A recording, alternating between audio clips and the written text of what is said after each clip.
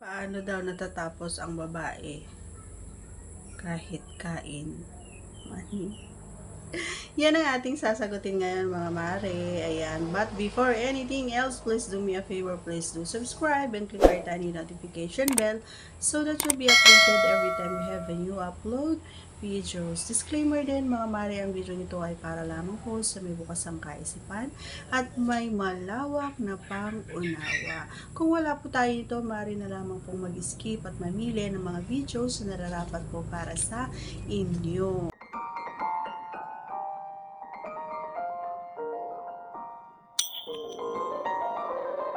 Alright, so yun na nga. Um, Actually, mga idol, sa katanungan na ito ay madali lang itong sagutin.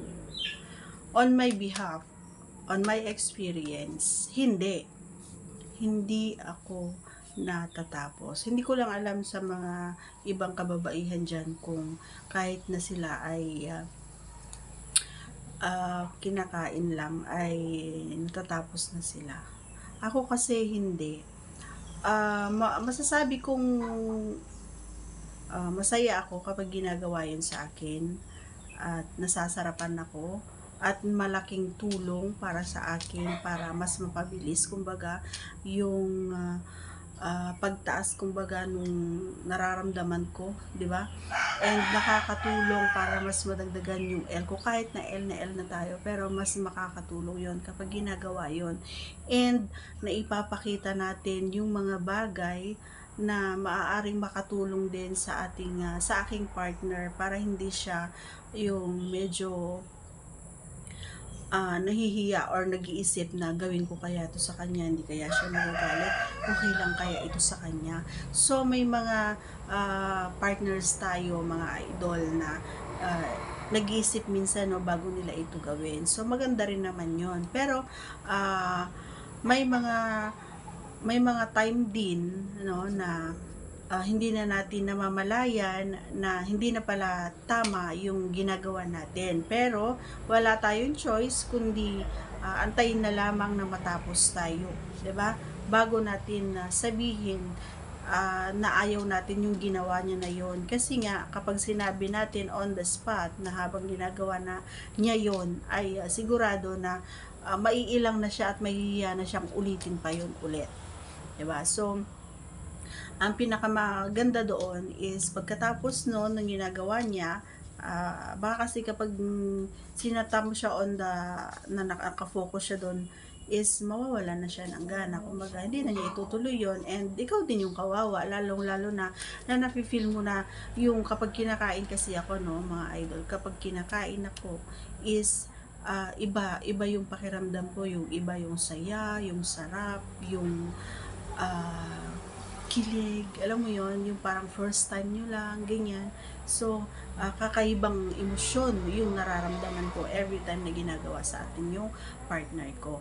Kaya, hindi naman masama na sabihin ko siguro na minsan meron lumalabas, lalong-lalo na kapag tama yung way niya ng pagkain.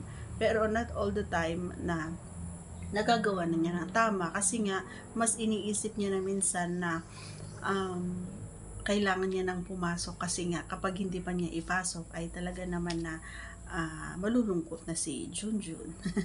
'Di ba? So may mga ganong pakiramdam ng mga kalalakihan. So akala kasi ng partner ko hindi ko nararamdaman 'yon. Nararamdaman ko 'yon every time na nagmamadali rin siya na pumunta sa baba.